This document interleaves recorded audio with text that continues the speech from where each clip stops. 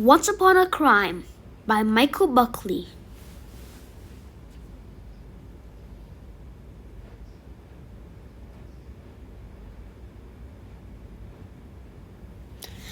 Get off the streets! Sabrina cried. There's a monster coming!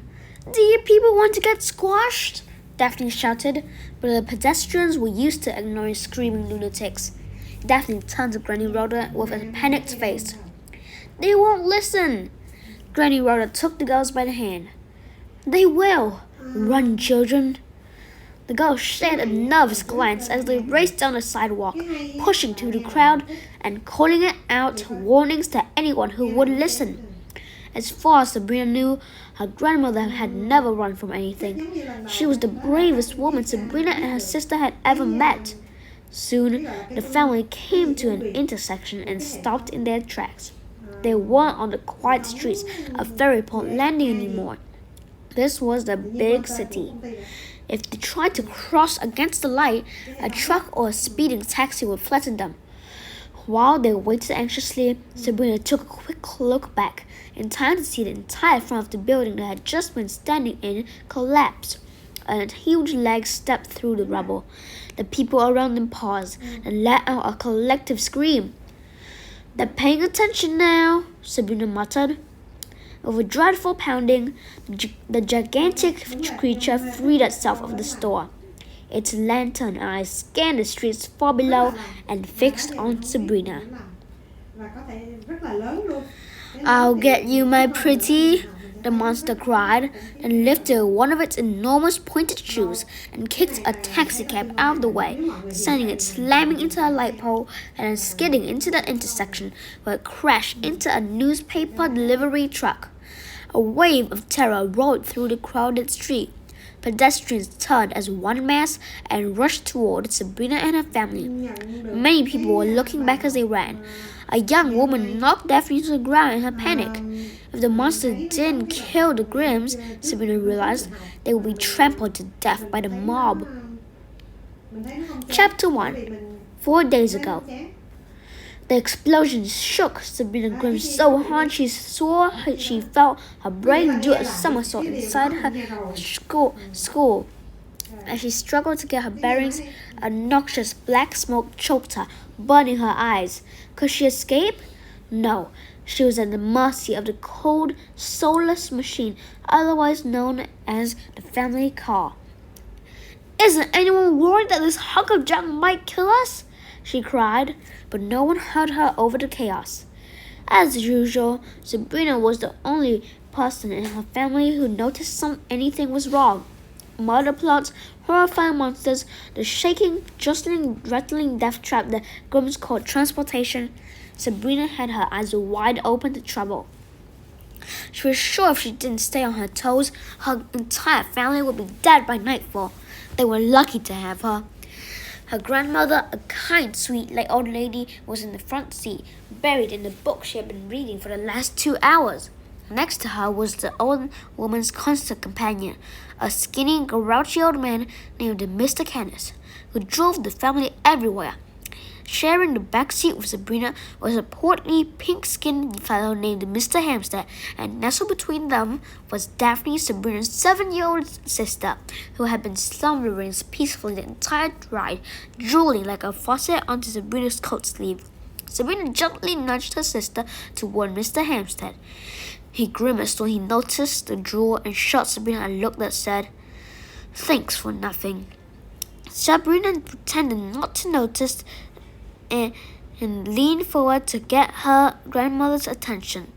Granny Rhoda set her book down on her lap and turned to Sabrina with smiling eyes. The old woman's face was etched in wrinkles, but her pink cheeks and button nose gave her a youthful appearance. She always wore colorful dresses and matching hats with a sunflower applique in the center. Today she was in purple. "Where are we?" Sabrina shouted. Her grandmother cut a hand to her ear to let Sabrina know she hadn't heard the question over the car's terrific racket. "Are we getting close to the ferry yet?" "Oh, I love Chili, but I'm afraid it doesn't love me," Granny shouted back. No, not chilly, fairy, Sabrina cried. Are we getting close? Why, no, I've never kissed a monkey. What a weird question. Sabrina was about to throw up her hands in defeat when Mr. Canis turned to her. We're not far, he barked, and turned his gaze back to the road. The old man had better hearing than anyone. Sabrina sighed with relief. All of the rumbling and sputtering would soon be over, and it would all have been worth it to help Puck. She looked at the shivering boy huddled next to her grandmother. His blond hair was matted to his head, and his face was drenched in sweat. Sabrina felt a pang of guilt in her belly, as if it weren't for her, they wouldn't be on this trip at all. She sat back in her seat as the car came to a stop at a crossroads. She looked out the window. To the left was farmland as far as she could see. To the right, a dusty country road leading to a tiny distant house. Behind her was Ferryport Landing, her new hometown, and ahead, she wasn't sure. A place called Ferry, her grandmother had said. They were taking Puck home. As the car rolled forward, Sabrina lost herself in memories. It seemed like a lifetime ago when she had a home. Once she'd been a normal kid living on the Upper East Side of New York City with a mom and a dad, a baby sister, and an apartment near the park. Life had been simple and easy and ordinary. Then one day, her parents, Henry and Veronica, had disappeared. The police looked for them, but all they found was their abandoned car and a single clue, a red handprint left on the dashboard. With no one to take care of the girls, Sabrina and Daphne were dumped into an orphanage and assigned to Minerva Smart, an ill-tempered caseworker who hated children. She'd taken a special dislike to the Grimm sisters and for almost a year and a half had stuck them with foster families who used and abused them. These so-called loving caregivers forced the girls to be their personal maids, pool cleaners, and ditch diggers. More often than not, the families were in it for a state check. Some were just plain crazy.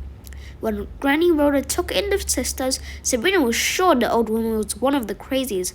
First, their grandmother was supposed to be dead. Second, Rhoda moved the girls to a little town on the Hudson River called Ferryport Landing, miles from civilization. Third, and most astounding, was that she claimed that her neighbors were all fairy tale characters.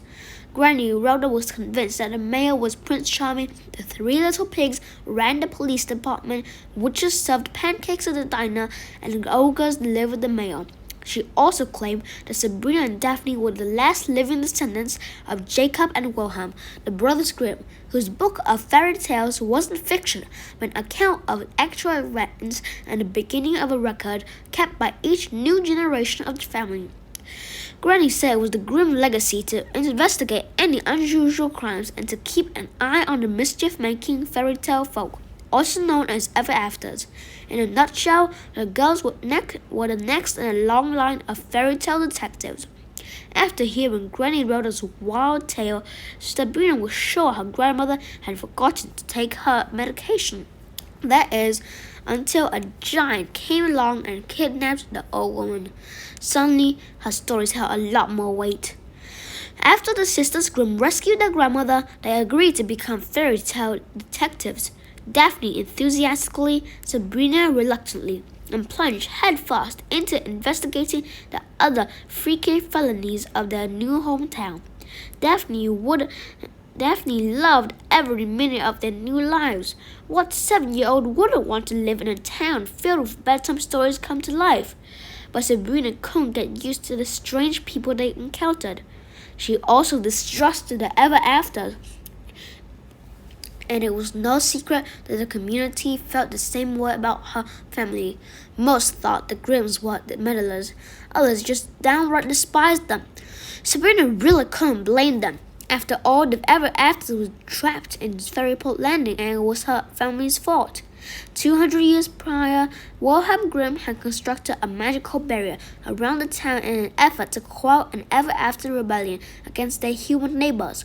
And since then, the ever-afters were the girl-bad had been prisoners, and the Grimms, many felt, had been their prison guards. But the real reason Sabrina didn't trust the ever afters was the red handprint the police had discovered on her missing parents' car. It was the mark of a secret ever after organization called the Scarlet Hand. No one knew who its members were or the identity of the mysterious master who was its leader. A recent confrontation with Red Riding Hood, an agent of the Scarlet Hand, had led to the recovery of Sabrina and Daphne's missing parents. Unfortunately, Henry and Veronica were under a sleeping spell that their family didn't know how to break.